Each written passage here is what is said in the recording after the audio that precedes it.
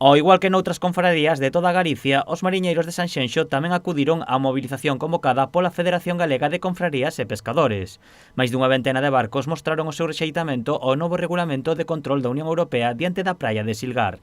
Estas novas medidas obrigan a xeolocalización e endurecen os controis de descarga de peixe dos buques artesanais de entre 4 e 15 metros de eslora. Os barcos de 4 metros de eslora traballan agrupados dentro da ría, o carón dos puertos e o control exhaustivo das descargas do peixe pode facelo totalmente inoperativo. O sea, é unha cousa que a xente terá que levar un equipo a bordo do barco, xa sea no teléfono móvil ou o que sea, ti estás traballando nunha chalana e tes que darlle os datos do que pescaches, pero non sempre sabes o que pescaches. A principal dificultade que atopan é a de medir con exactitude nos buques os quilos de peixe capturado.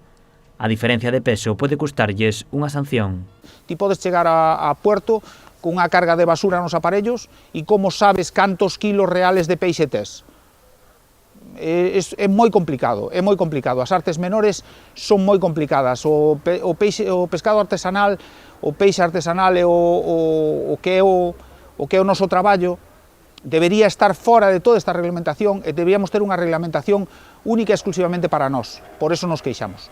Ademais da eliminación destas novas medidas, os mariñeiros tamén piden o cese da deputada europea Clara Aguilera por apoiar este regulamento sen ter en conta as peticións do sector.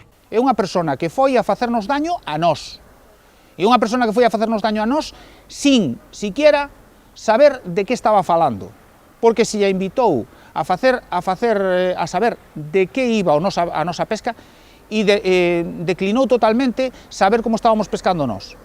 E se pon as medallas de que ela conseguiu facer estas cousas. Por lo tanto, pedimos que alguén a cese.